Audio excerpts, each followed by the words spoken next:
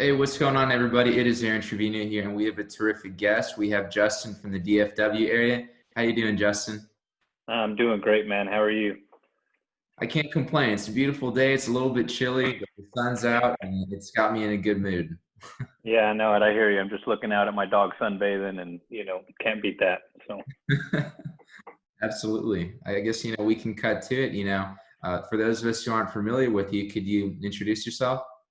yeah, my name is Justin Brooks. I like to say I'm fairly new to real estate. I've been in it about a year, but man, I kind of dove in feet first. My background's in baseball. I played all through college. I really didn't know what I wanted to do with my life. Ended up falling into training. Ended up having a couple of facilities training kids, and I train kids, from I think our youngest kid nowadays is about 8, and I got kids all the way into college, and love that obviously. And then I was always looking for something else to do, something on the side, something uh, you know something that I enjoyed doing during the day, being pretty limited on my time. So I found real estate, and like I said, I dove head first, and it's been a blast. So Yeah, absolutely. It's neat how you're kind of able to wear two hats, right? Your baseball hat, and then you're also your real estate hat as well. yeah, as of late, we've really been working hard to try to raise some private capital, and starting to realize, I've always kind of said that, on the training side with the baseball stuff, that's a luxury. I mean, I'm selling a luxury at that point. Only the kids that come in are a little bit more well off, and as unfair as it may be, that's kind of what I'm selling at that point. So I've kind of started to utilize that thought, and realizing that most of our parents, are a little bit more well off and may have some cash, and I just kind of put it out there and see if something sticks. So been trying to, I try to keep my sales side out of that, but I try to keep that option open for them. So Yeah, absolutely. I mean, you're providing a great service on both ends. So if you could, I mean, where did you played in college, right? yeah, I started out in community college out in El Paso Community College, and then I ended up transferring over to a little school in East Texas called Texas College, a little NAIA school that, they didn't even have my major at the time. I just wanted to play baseball, and schooling wasn't always my best thing, but or my favorite thing. So I just really wanted to play, and I knew it was going to keep me, moving forward in school. So I didn't want to be at home. I was actually, it's funny because in between, I had a little break between junior college baseball and my 4 year school, and I was a mechanic, and then I was an electrician, and really just didn't know what I was going to do with my life. And baseball kind of guided me back into that path of going back to school. So thankful for it there. But Yeah, absolutely. Just curious as well, because I know there's a lot going on in the El Paso real estate market. Were you interested, way back then in real estate, or when did that transition come? you know, I I've been in the DFW for. I left El Paso some 12 years ago. I was 20 years old. I really didn't know anything about real estate. I did have an uncle that I do have an uncle that he's an investor, and he buys rentals, and he holds them, and now he has something like 25 or 30 houses, and he doesn't do anything. He brags on his 2 or 3 hour work weeks. And I was always, I always thought about it, and that was always kind of in the back of my head, but it never really came to fruition until I really started diving in myself. So, and I kind of just dove in out of curiosity. How are these people doing it? How are they, making money? Do I have to already be a millionaire to invest in real estate? Because that's the impression I was under. And, obviously that's not the case. So, Okay, yeah, I guess, off that, could you elaborate a bit more on that? Because that's a big misconception. You need a ton of money to even get started, right? yeah, so I've got a deal I'm working right now. Don't get me wrong. I've spent a ton of money. I've spent every dollar I've made over the last couple of years. Just buying real estate. Um, just because it's a little easier. Don't get me wrong. It's a tough business if you don't have the money. Um, but it is very possible to do with little or no money. It just takes a whole lot more hustle. You start talking about things like wholesaling and, going out and finding the deals, and then, all you're doing is sourcing the deals and then finding somebody who wants to buy those deals. I know in the DFW market, if you legitimately find a deal, I mean, people are going to be begging, knocking down your door to get that deal from. So if you can go out and find that deal, you can all but get rolling and make some money without ever spending a dime. Yeah, absolutely. Because I guess the idea that people have is that that you need there's a high barrier to entry. You need a lot of money to get started, but you make it sound like you just need a little bit of you just have to do the legwork, and the rest will take care of itself. Man, it's all about the work. It's all about finding, knowing, having an idea, having a good mentor, finding the right network. Networking is huge. At this point, I've got a deal I'm working, and we start talking about the more creative side, and start talking about some of the creative stuff that's out there that even helps, spend even less money. Is you start talking about buying subject to houses, and I've got a house I'm working on right now that's actually in Houston, just north of Houston in Cleveland, little town in Cleveland. And lady had no equity, and I'm actually working with the bank. She was in forbearance. She was behind a ton of money, but I'm working with the bank to try to get her arrears moved to the back end of the loan. And then all we're going to have to do, we're basically getting a free house, just paying closing costs. So we take it over subject to, and leave the mortgage there, and move on. It's going to cost me like $1,500. It's a $200,000 house. So if you don't have $1,500 to buy a $200,000 house, like there's somebody's got $1,500 that Yeah, so absolutely. So if you could you kind of walk us through it a bit? What would a subject to mean? so like in this scenario, the lady was behind. She actually fell behind, and I've actually been talking to this lady for probably about 3 months. And originally she was only behind like 1,500 or two, like $3,000, which in my head was, I'm thinking, okay, well I can, I'll just pay those arrears. Anyway, so she fell behind. The way it works is, once we bring the mortgage current, obviously there's going to have to be some distress there, but the mortgage stays in the seller's name. And that can be very beneficial to the seller, especially in a situation like this one. Lady, and her husband lost their job. Then they went through a divorce. Their credit's just in shambles, but I'm going to continue making payments on their behalf, even though the mortgage stays in their name. I don't have to use my own credit. I don't have to go out and get a bank loan.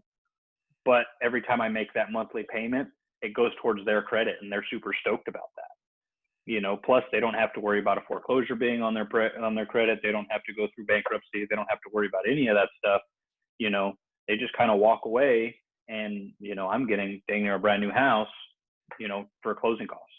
And I'm trying to sell it. I'm trying to sell it on the back end, so I won't even have to sell. I won't even have to pay closing costs. If it all works out perfectly in a perfect world, I won't even have to pay closing costs, because I'll sell it to another buyer.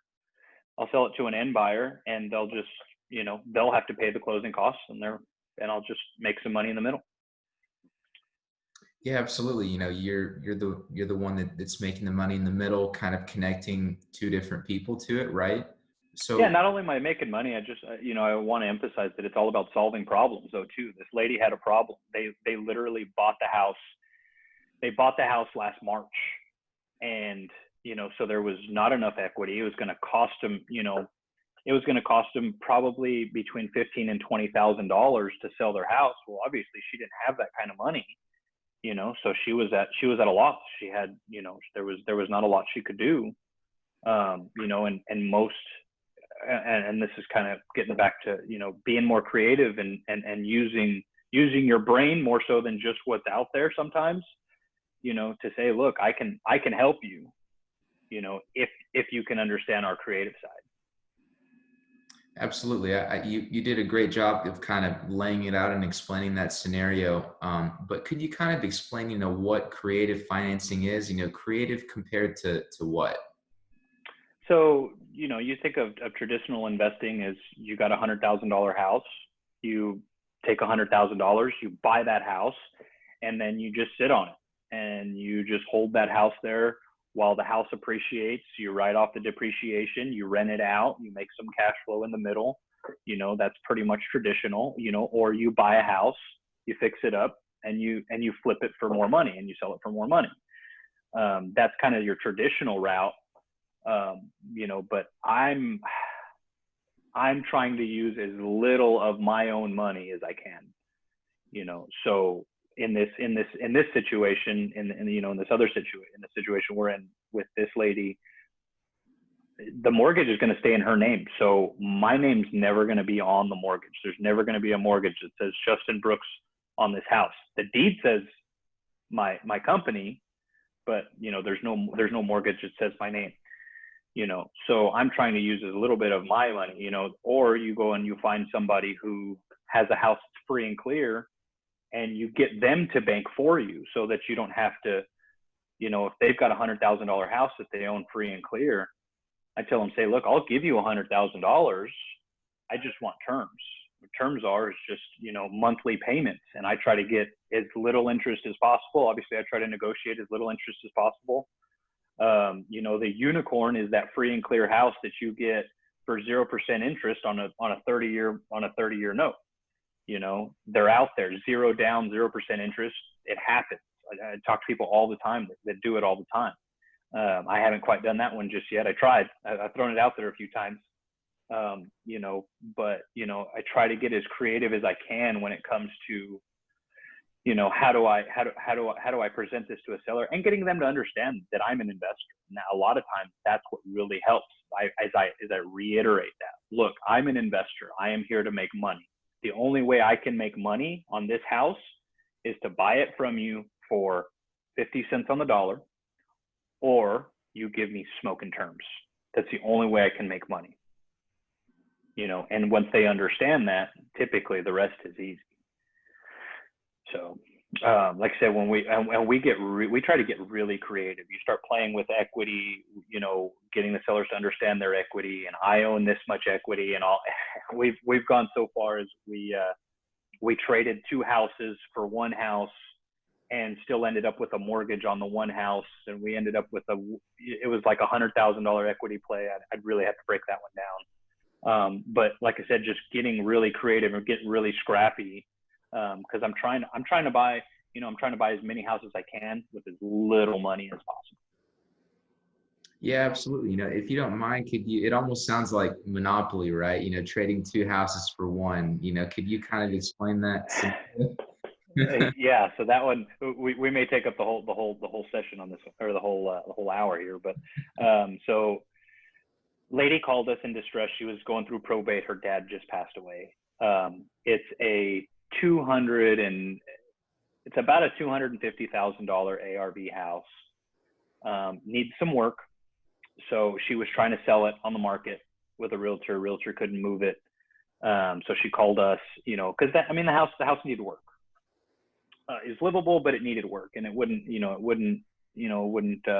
adhere to FHA guidelines or any of that stuff. So it wasn't going to appraise. And so she called us and she said, look, I've got this house. I need to sell it. So I started going through kind of our spiel. I said, look, the house is worth $250. It needs about $50,000 of work. So to me, the house's fair market value is $200,000. So fair market value on that house is $200,000. We figured it was about $200,000. We told her that, said, so I'm going to be under that, unless you can give me terms. So we started talking some more. Well, we have a house that we own free and clear in Jasper, Texas. The subject house is in Odessa. So we're literally on the other side of Texas, one side of Texas and the other. And when I mentioned that, come to find out she's got family in Jasper, which absolutely mind blown. You never know unless you ask. That is the biggest part of this, is you never know unless you ask. So I just kind of let her know, that we had a house over here that we were rehabbing. It was actually going to be a really nice house. We're in it for about $70K. It's worth about $130. We would have been lucky to get $120 for it on the open market. It was kind of our plan. So long story short, she liked that house in Jasper and she was willing to move into that house in Jasper. Well, she also had another house in Odessa, which is her mother-in-law's house. That house was a mess. So that house was fixed up probably about $65,000. It needed probably $25,000 worth of work. So we figured the house was worth about 35. And we came to her and we said, look, I said, the only way we're going to be able to make this work is we'll give you essentially equity credit. So her dad owed $98,000 on the subject house, on the original house. That's the one that was worth $250,000. So we said, okay, well, you've got about $100,000 in equity here. And then the other house, it was free and clear. You guys have about $30,000 in equity. I said, but I'm kind of worried about the repairs and keeping in mind, what we're really trying to accomplish here. She actually brought up the idea of trading house for house. And I said, okay, here's what we'll do is we'll give you $75,000 in credit for the first house, for the big house.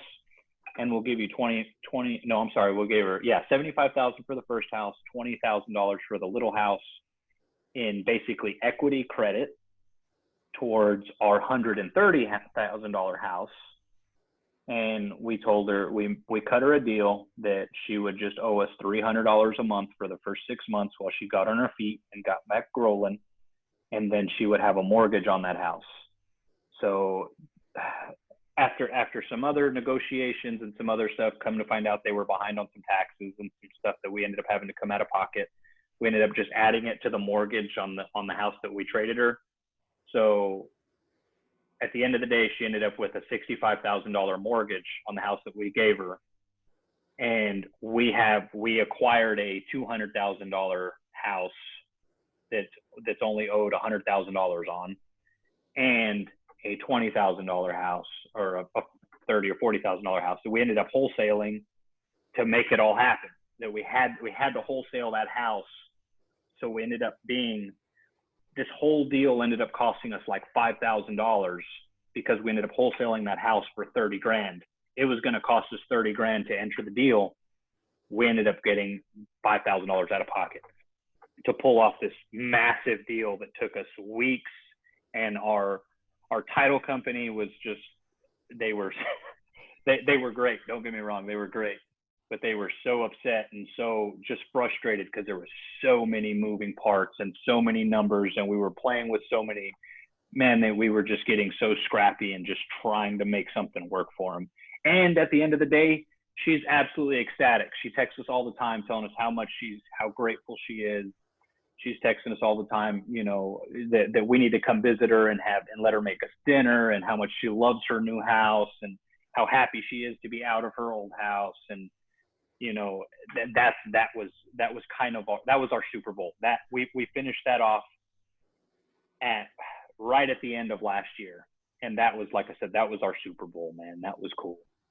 Like I said, it was so now at the end of the day, now we're sitting on a $70,000 mortgage on that other house, 65 or 70, it's like 68, on the house that we sold her. And I've got $100,000 in equity sitting in this other house that I've just kind of been sitting on because we don't know what we're going to do with it just yet. We don't know if we're going to sell it owner finance or if we're just going to sell it as is and, make $100,000. Absolutely. It's interesting how, the big component here was the wholesaling, right? Because that part of the deal kind of allowed everything else to happen. Yeah. So the big kicker was she was really worried about where she was going to be after she sold the house, because if we were going to do something creative, she still felt like she needed some cash in her pocket to make some stuff happen, to stay on her feet for the next 6 months. She's a really smart lady. She actually has a master's degree, and she's a certified teacher, and she just hadn't worked in a few years because she was taking care of her dad. And so we're not worried about her getting on her feet at all. So her being a little bit more savvy and a whole lot smarter, we got to really put this together with her as well as I do, sometimes these motivated sellers, tend not to be as savvy. They tend to be in the situations they're in because, for reasons. And, she ended up being super savvy and super smart. And, it was really fun to really put it together with her. And we told her exactly what was going on the entire time. We told her, said, look, I know we gave you $20,000 for this house, but I just sold it for 30 grand. But that, 30 grand is what's going into your pocket because I need to put some money in your pocket so that I know that you're going to be okay for the next 6 months while you get back on your feet. And all of that was just, but it's all backed by real estate. So my risk is very, very low, so if she defaults, God forbid we have to foreclose, I'm okay with the risk, you know what I mean? So, but yeah, you're right. I mean, that's where we had to get real scrappy. We had to make that wholesale happen because we were tapped out in cash. And it kind of gets back to, sometimes you have to get real scrappy and really, really make things happen, to pull off a deal. Yeah. We didn't have the 30, we didn't have the 30 grand to close this thing up, man. So we were like, man, if we have to make this happen. We have to make that wholesale happen or the deal's going to bust, or we're going to find ourselves, in a pickle. And, so like I said, me and my partner, we just got super scrappy and just, said, no, that's not going to happen. We're going to make this happen, and that's where, that's what really solidified that belief that, hey, if you want to make this happen with no money, like you just got to get scrappy. You just got to, you hear all the big dogs talk about, man, I only had $150 in my bank account when I finally got my first check. Like, that's when you start to get that's when things start to get, that's when I keep using the word scrappy, but that's when you start getting down and dirty and, doing whatever it takes to make something happen sometimes. Yeah, absolutely. It's crazy how it's not until your back's against the wall that you kind of have to, like you said, get scrappy. And it ended up being your Super Bowl and something pretty memorable, not only for you, but also for your customer as well.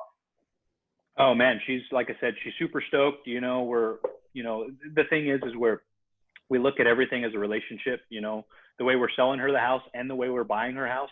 This is a long-term relationship we're entering into, so to keep her happy is a huge part of it, because we want her to understand and trust us and trust the process and trust that we're going to make those payments every month and trust that, if she falls behind, that we're not going to just come knocking down her door and saying, hey, you got to get out of my house.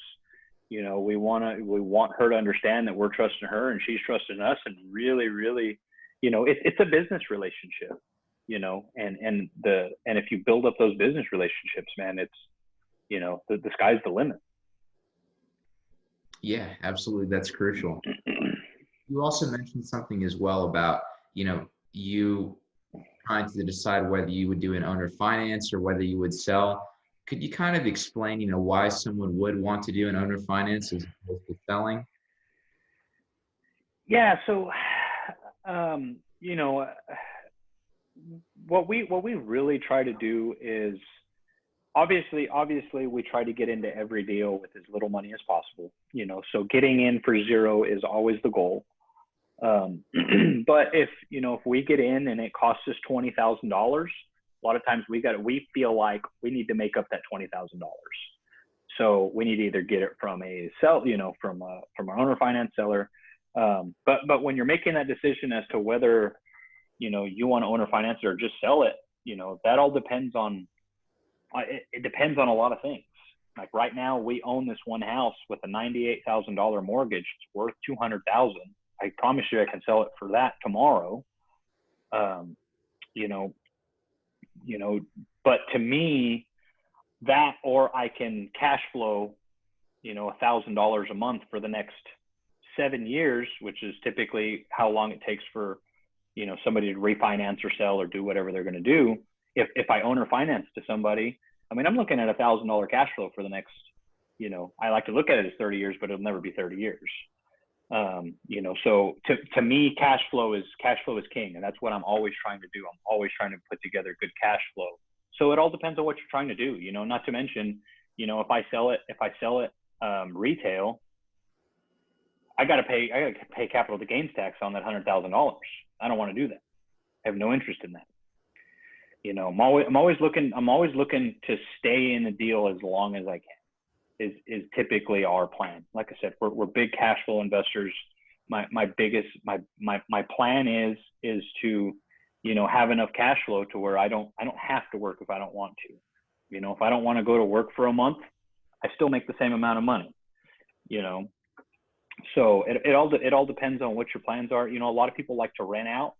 I also don't like to rent houses because personally, I don't want to be a landlord. I don't want to deal with leaking toilets. I don't want to get phone calls at 2:00 in the morning. I don't even want to deal with a property manager. I just don't want to, my thought is renters tear houses down. Owners keep houses nice, So, so when I own or finance, I know that they're going to protect that asset. It's still technically part of my assets. Because if they ever default, then I get it back. And if they ever sell, I get the equity difference, and then I get a big payday at that point. So I'm not in any rush. I don't have any plans to buy a Lambo. So, cash flow is where it's at for me. Okay. No, you kind of, I guess, led into it pretty well. You don't have plans to buy a Lambo, but what are your plans? What are you looking to do in the near future in terms of your investing? And financial freedom. I'll tell you what my biggest draw to real estate investing has always been is it's the baseball side, man. I love what I'm doing, training these kids, and my biggest fear is being forced to do it and hating having to do it one day, because there's going to come a day where if this is all I was doing, if all I was doing was training kids, one day I'm gonna walk into work and go, damn, I don't want to be here, and that's not a feeling I ever want to have when it comes to, my biggest passion, which is training kids. And, that was something that I was like, man, I need to find something that's going to help me. That way, if I ever start to feel that way, I can step away and then come back if need be. So that was always kind of my biggest thing, so plus, I want to be very present for my future kids. I don't have any kids just yet, but I definitely want to be present for that. That's another thing is when I'm training the kids and 4 to 9 is booked. Well, what if I have a kid in high school, or what if I have a 10-year-old that has practice on Tuesday nights, or that has ballet on, Friday nights or whatever, I want to be there. I want to be present. I don't want to, that freedom, that time freedom, that financial freedom, that's what it's about for me. That's what excites me. Like I said, I don't want to be a millionaire. That's why I haven't grown my team. That's why it's me and Tanner, my partner. That's it. Neither one of us have that ambition. I don't want to be, a gazillionaire and have 12 different companies and, hundreds and hundreds of houses. Do I want to have 100 houses one day? Yeah, hopefully, but not tomorrow, so I'm in no rush. Yeah, absolutely. You spoke on it pretty well. They're talking about, kind of the flexibility it can give you. You can go to sleep and, and wake up and the money's still there. You can have that flexibility for family and friends and whichever, right? Yeah, man. I mean, this morning I had a, our pastor was here. I was doing some marriage prep. I'm getting married in May, and we're doing some marriage prep with our pastor. And, my fiance asked me, she said, hey, can you do this on this Wednesday? And I was like, yeah, whatever. I don't have to tell nobody. I don't have to ask anybody, 9 a.m. Okay, let's do it, Yeah. So, don't get me wrong. There's things, I was kind of itching to get to my phone, and just because I like to do deals and stuff like that, but it wasn't, nothing was dire. Nothing was going to stop running because I stepped away for a few hours or a few days, over the Christmas break. I didn't do anything, Yeah. I didn't do anything for a week, so, just because I chose not to, and that freedom's what I'm after, man. That's where it's at. Yeah, absolutely. And it's great for your mind and psyche as well, just kind of knowing that, hey, you have an open schedule and you can kind of plan accordingly and get things done the way you see fit, right? Yeah, man. I look to the future, and like I said, I see my kids going off to college one day, and, God willing, I'll have a son that plays baseball, and I'll get to go watch him play college. My dad, I think my dad only got to come see me play one time, man. My dad was a workaholic. He worked 50, 60 hours a week from what I can remember till, to today, and, him taking off time, just, it wasn't in the cards. He had to make the money, had to chase that dollar. Well, he was trading time for money, and I don't want to do that. Yeah, you really spoke on something interesting there. It's interesting how we kind of have, at least to me, kind of a generational difference. Kind of the younger generation, kind of seeing that, hey, you don't necessarily have to only exchange time for a dollar. There's a different way of doing things. Yeah, man, and that's I tell people all the time: start learning how money works. Start to understand that, and the rest, it's like you'll get that aha moment, and you'll go, "What am I doing? Why am I?" And that may be what it takes to kick you in gear and say, "Okay, I'm going to start saving some money so that I can go do this." Or I tell you, when I first got into real estate, man, I didn't even understand wholesaling. But I was like, you know what? I'm going to buy a house, and in a year, I'm going to move out, and I'm going to rent that house out. And then the next year, I'm going to buy another house, and I'm going to rent that one out. And then I'm going to move to the next house. Of course, my fiance kind of put the brakes on that, so I had to get a little bit, start learning some other stuff. But that was my goal. Like, I knew I could afford to buy one house, and I knew that there was people out there that would rent one house, so they'd have 2 mortgages on houses. So I knew there was a way to do it. I just had to figure out how. So that was my initial plan, and that's, I'm still in that original house, and I'm looking around going, man, I only plan on being here a year, but I'm still here. But I also bought 7 houses in the last quarter of last year, so. Yeah, no, that's beautiful. There's a lot to be said for, just getting in it, getting your hands dirty, and just doing it, right? Yeah, man, I'm a firm believer in the snowball effect. I had a mentor one time, and he would tell me, so move forward, after I bought this house, and I was like, I'm going to rent this one out and then do this. And then I learned about wholesaling, and I didn't have the guts to pull the trigger by myself. So I went out and I found some mentors, and I told them, hey, I just want to learn. So put me in front of sellers, do what it takes. Show me the ropes, but I'm going to work for you for free. If you want to pay me, cool. If you don't pay me. I don't care, but I just want to learn. And once I started presenting that value, man, guys were like, all right, come work for me. And then they realized, oh man, this guy's good on the phone, and this guy can talk to people. And, but he told me, and long story short, his business, he tried to get too big too fast and crashed and burned and spent a ton of money, and, he bought a few houses, don't get me wrong. But anyway, so when his finally crashed and burned, he took me to dinner, and he was like, hey man, he was like, I don't want you to think that this is, that you're wrong in what you're doing. He was like, I just really think that, I messed up. I tried to do too much too quick. He was like, my suggestion for you is to go buy one house. And I was like, all right. And he was like, and then next year buy another one. And then in 2 years, you'll buy 3 houses. And then after that, you'll buy 5 houses. Next year, you'll have 50 houses, and it's just a snowball that just rolls. But you have to get that one. You have to get started.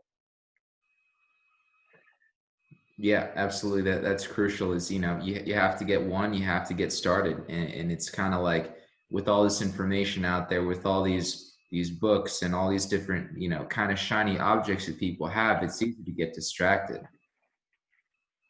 Yeah, man, it's easy to, and kind of back to the cash flow thing, is it's easy to get caught up in today money. Today money doesn't, yeah, it'd be cool. I would love to have a brand new F-250 that's jacked up on, big wheels, and, to go on vacations all I want. But at the end of the day, what is that doing for me in the future? My goal is not today money. My goal's 10 years from now money. So that's why I'm big on the cash flow. Like I said, if I can buy 100 houses that all cash flow $100 a month, what am I worried about? And then at that point, you just continue to buy houses and continue to buy houses. At that point, you have a reputation, and it almost becomes easy, and I'm a firm believer in that. So if you're chasing, I also had another mentor that would say that this business is very simple. It is not easy. If you want to put in the work and go to work and go hustle, then yeah, you can do it. But it's not a matter of, well, I called 10 people, I got 10 people and nobody said yes. Well, no, dude, call 1,000 people, call 2,000 people, and then follow up with them for 6 months. So there's a lot to be said about that, but understanding that, if you're trying to get rich by tomorrow, don't get me wrong, there's people that do it. There's some lucky people out there that, landed that $100,000 deal on deal number one, but I've never had that kind of luck. So, I'm just kind of pushing along. Yep. Yep. Absolutely. There's a lot to be said for that. Well, Yeah. is there anything else? I know you mentioned how you're looking forward to the cash flow. I mean, are there any other, things that you'd like to talk about that you'd really like to hammer home? Man, it's just literally about, I'm starting to learn about notes and, how creative and powerful that some of that stuff can be, and how creative you can be on structuring some of your notes. And, I love talking about it, to be honest with you. This has been awesome to be here talking about it. And, if anybody out there has any questions or needs anything or needs help with a lead, I'm partnering up with another guy. Actually, he's in Houston too, that just called me and he's a wholesaler and was like, hey man, I got this creative deal that fell in my lap. What do you think?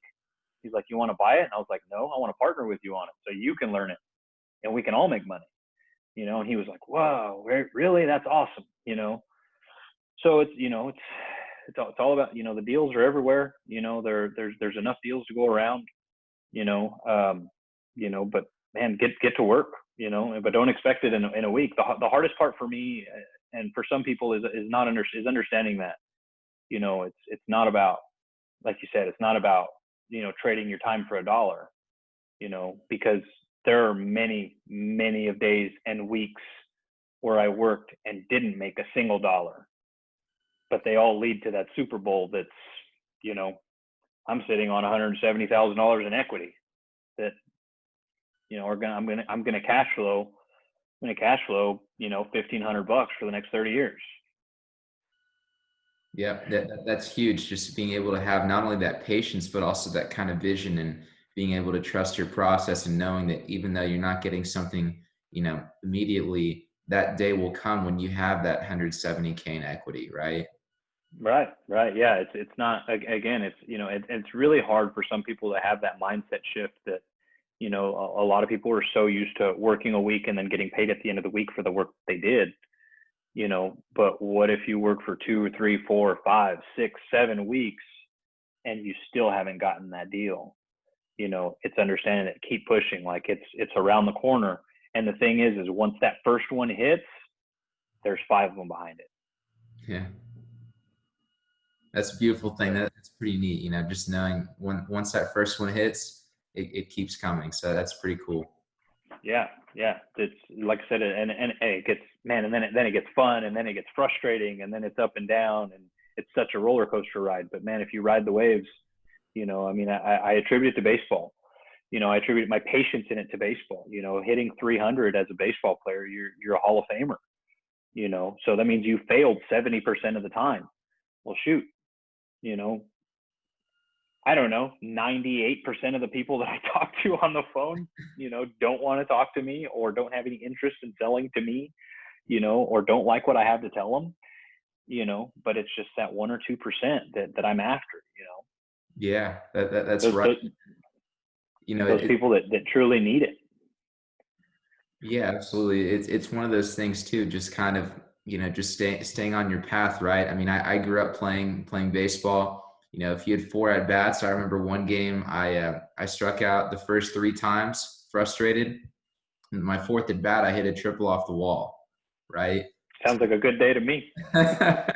You never know what'll happen, right? Yeah. Yeah. I tell guys all the time, man. I watch as much baseball as I can. And I'm watching. I remember, Aaron Judge. For some of you guys who don't know him, he's one of the best baseball players in the game right now. Mm. And he had a doubleheader, and he was 0 for 8 with 7 strikeouts in one day.